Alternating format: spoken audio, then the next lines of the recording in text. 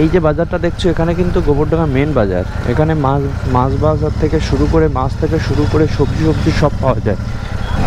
এই সেই বিখ্যাত কালী মন্দির, এটা কিন্তু ব্রিটিশ আমলে তৈরি হয়েছিল। এ কত করে, কত করে পাবদা কত দাদা, ইলিশ কত দাদা? মর্নিং ফ্রেন্ড, 3 দিন ধরে বৃষ্টি হচ্ছে, বাড়িতে বেরোতে পারিনি। আজকে সানডে, আজকে বাজার করতেই হবে, না করলে খাওয়ার কিছু। তো আজকে বাজারে বেরোতে হবে। তো বাড়ির বাইরের অবস্থাটা তোমরা একটু দেখো। 3 দিন বৃষ্টিতে বাইরের অবস্থা, গাড়িটা তো ভিজে আছে, আমার নার্সারি পুরো জলে ডুবে আছে, পুরোটাই নার্সারি জলে ডুবে ছিল। 2 দিন কালকে জমথন দিয়ে কিছুটা কমানো হয়েছে, তাও জল আছে, নার্সারি পুরো ডুবে জলে আছে। আর এই অবস্থা, এখন আমার বেরোতে হবে।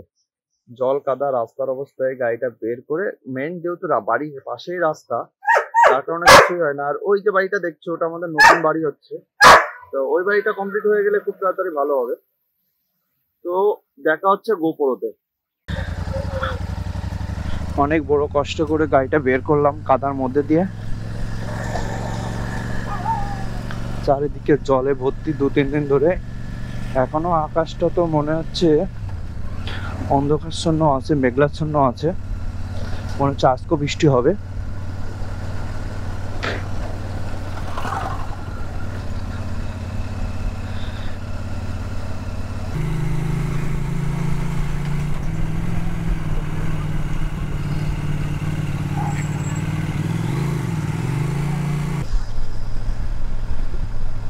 আজকে বাজার তো বেশি কিছু করবো না, শুধুমাত্র মটন নেব। তো ভাবছি আমাদের এখানে সব থেকে ভালো মটন পাওয়া যায় হলো চাঁদপাড়াতে। চাঁদপাড়াতে আবার দাম বেশি। আর পাওয়া যায় গোবরডাঙ্গা মসমপুর। আজকে মসমপুর থেকে মটনটা নিয়ে আসা যাক।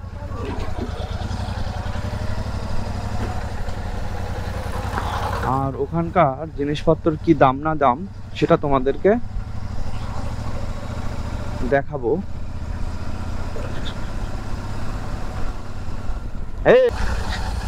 এই রাস্তা কয়দিন আগে বানিয়েছে, মাস 3 আগে। বৃষ্টিতে রাস্তার অবস্থা বাজে হয়ে গেছে, একদম বাজে। বৃষ্টি বর্ষাকালে বিশেষ করে সমস্ত সুপার বাইক নিয়ে গাড়ি চালানো খুব রিস্ক। প্রথম কথা হলো রাস্তাঘাট থাকে হলো পিছলা, আর সেকেন্ড কথা গাড়ি এত ভারী, গাড়ি ঘোরানোটাই রিস্ক হয়ে যায়।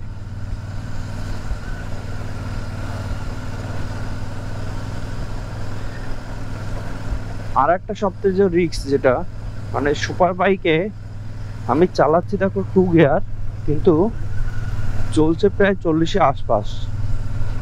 তো এই প্রবলেমগুলো হয়। তো আমি এই বর্ষাকালে যে প্রবলেমটা ফেস করছি, তো আমার মনে হচ্ছে আমার আর একটা ছোটখাটো একটা স্কুটি নেওয়া ভালো হবে। বাবা, এই লোকের অবস্থা কি!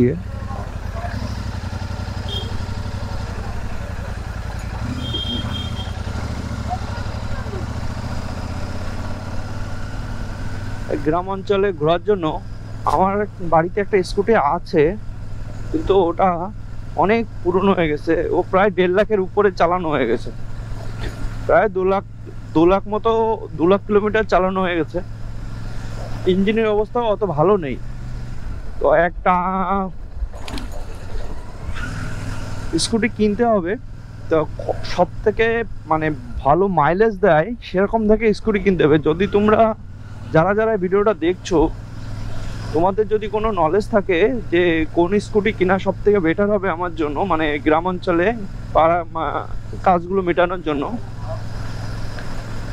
একটু মাইলেজ ভালো দেবে, তাহলে একটু কমেন্ট বক্সে কমেন্ট করে জানিও।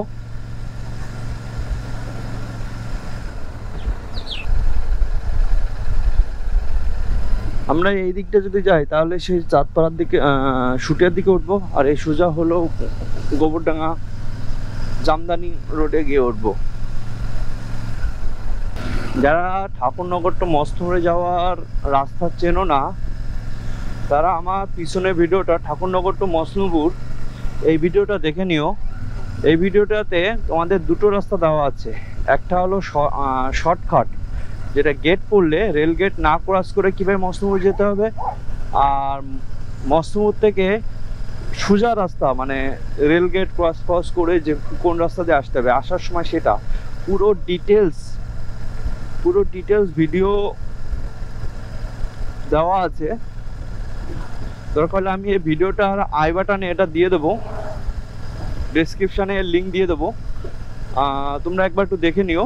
আর এছাড়া আমার পিছনে ভিডিওগুলো ফলো করলে বুঝতে পারবে, টাইটেল দেখেও বুঝতে পারবে, ঠিক আছে? আমরা এখন জামদানির ভিতরে আছি। এই জায়গাটা একটা টাইমে খুব ডেঞ্জার ছিল, কিন্তু আস্তে আস্তে যেভাবে জনবসল হয়ে যাচ্ছে, দোকানপাট হচ্ছে, তো খুব তাড়াতাড়ি যে স্পিড আমি দেখছি, তো আর 3-4 বছরের মধ্যে এখানে একটা ঝিমঝি পরিবেশ তৈরি হয়ে যাবে, বাড়িঘর কমপ্লিট তৈরি হয়ে যাবে।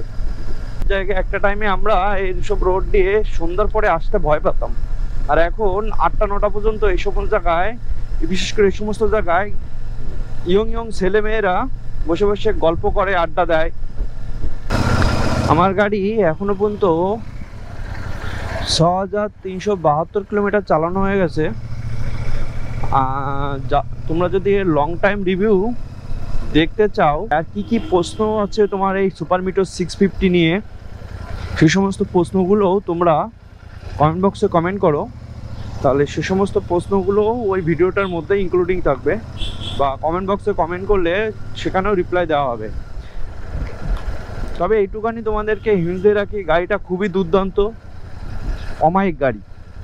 এর আগে আমার আরেকটা গাড়ি ছিল মিটিওর 350, সেটাও সম্বন্ধেও বলবো। আজকের ব্লগটা দিয়ে আমার একটা 9 নম্বর ব্লগ চলছে।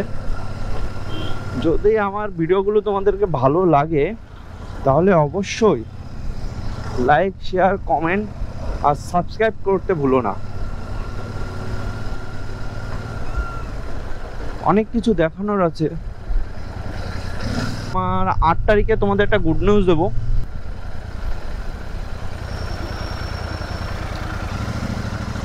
গুড নিউজটার জন্য রেডি থাকো তোমরা। কথা বলতে বলতে চলে আসলাম গোবরডাঙ্গা রেল স্টেশনে।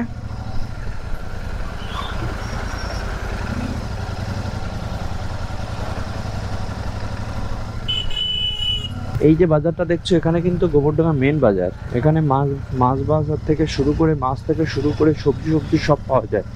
এর ভিতরেই আছে, ভিতরে এই যে ভিতরে বাজারটা।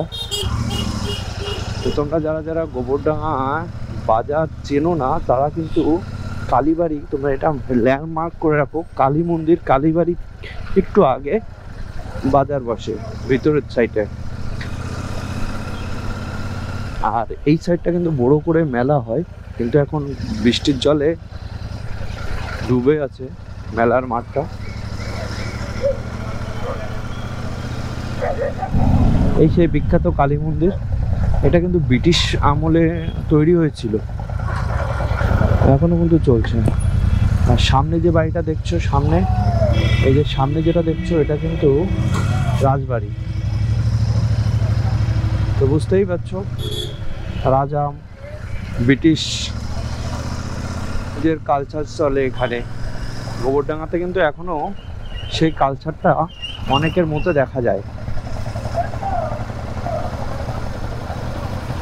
একটা টাইমে এই যে নদীটা দেখছো, এটা কিন্তু যমুনা নদী। এই নদীটা অনেক বড় ছিল। এই নদীটায় বাংলাদেশে গিয়ে মিশেছে, আর ইংরেজরা এই নদী করে জাহাজে করে ওখানে যাতায়াত করতো রাজমহলে। তো ব্যাপার স্যাপার বুঝতেই তো পারছো, একটা অন্যরকম ব্যাপার স্যাপার। আমরা নকফুল পেট্রোল পাম্পের এখানে চলে আসলাম। পেট্রোল পাম্প থেকে সোজা যদি যাই আমরা হাবড়ায় চলে যাব, আর বাইরে গেলে এখান থেকে আমরা মসনপুরের দিকে যাব। তো যেহেতু আমি মস্তমোড়ে যাচ্ছি, মস্তমোড় বাজারে বাজার করতে, তো আমি যাব বায়ে। যারা বুলেটের যারা কাজ করাতে চাও, অ্যাকচুয়ালি আমাদের হাবড়া টু মস্তমোড় টু বনগাঁ এর মধ্যে দুটো দোকান পড়ে। এইখানটাও কিন্তু বুলেটের কাজ করায়। এই যে দোকানটা দেখছো, এটাও শাহ অটো স্টোর, ঠিক আছে? তো মাঝে মাঝে আমি কিন্তু আমার বুলেটের কাজ এখান থেকেই করাই, আমার গাড়ির কাজ। তা না হলে হাবড়া শোরুম আছে, আর তা না হলে চাঁদপাড়ায় যে দোকানটা দেখিয়েছিলাম পিছনে ভিডিওতে, দেখে নিও ওই দোকানটাতে। যে রামকৃষ্ণ পাঠাগারের নাম শুনেছো না? এটা কিন্তু রামকৃষ্ণ পাঠাগার। এখানে কিন্তু খেলাধুলো শেখানো হয়। এখানে একটা ইন্টারেস্টিং কাহিনী আছে, পরে একদিন তোমাদেরকে বলবো। তো আপাতত এখন দেখে নাও, এটা হলো রামকৃষ্ণ পাঠাগার। এখানে ক্রিকেট খেলা থেকে শুরু করে ফুটবল খেলা সবই হয়।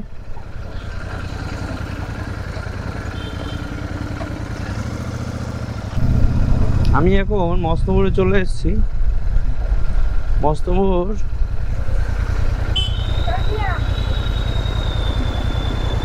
এই যে পাশ দিয়ে যে রাস্তাটা দেখছো, উদয় স্মৃতির স্কুলে যেতে হলে এই রাস্তাতে যেতে হবে। আর এই জায়গাটা মস্তমোড়ের রেল গেট।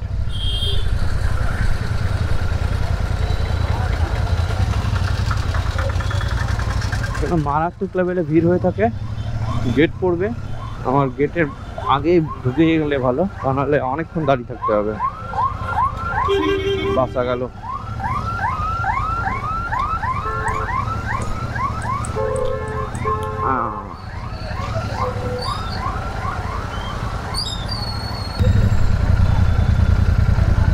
আজকে সানডে, মস্তমোড়ে ভালোই ভিড় হবে।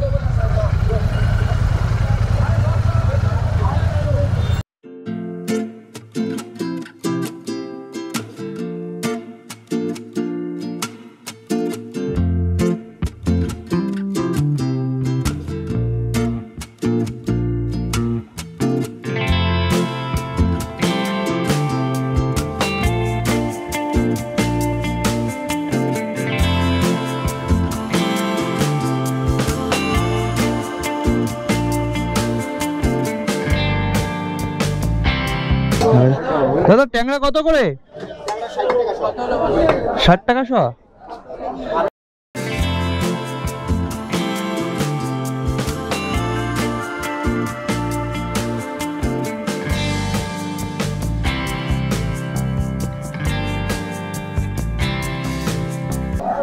এ কত করে?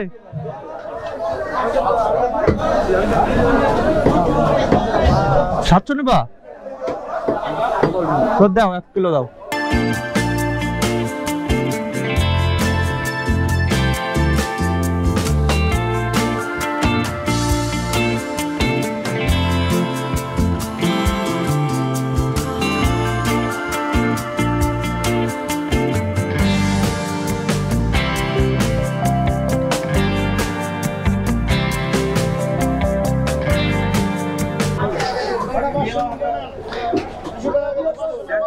কত এটা?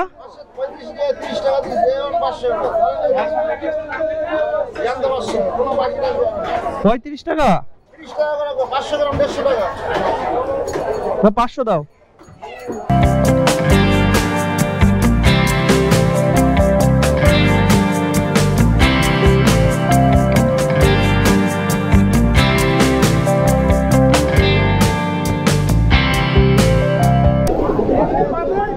চাপা কত?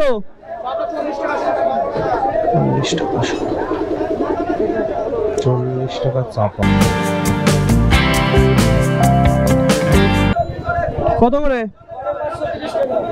530। দাদা ইলিশ কত? ওটা 1200, এটা 1000।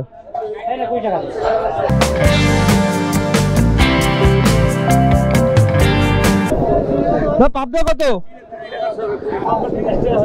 হ্যাঁ কয় টাকা? দাদা ইলিশ কত দাদা? ওটা 2200।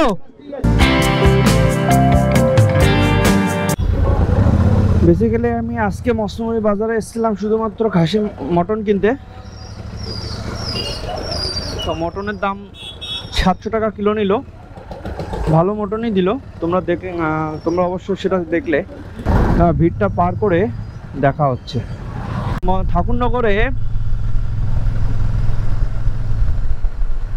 ঠাকুরনগরে যে ট্যাংরা কিলো ছিল 800 টাকা, মস্তমরে সে ট্যাংরা কিলো হলো 600 টাকা। আর ঠাকুরনগরে যে মাছের যে ইলিশ মাছের দাম বলেছিল 2200 টাকা, তার ডবল বড় এখানে 2200 টাকা দাম। এইমাত্র ফোন আসলো, আমার নতুন বাড়িটার জন্য কারেন্টের অ্যাপ্লাই করেছিলালাম মিটারের জন্য। তো আজকে কারেন্ট অফিস থেকে ফোন আসলো যে ওখানে আজকে মিটার লাগাতে আসবে। ফাইনালি আমি বাড়ি চলে এসেছি।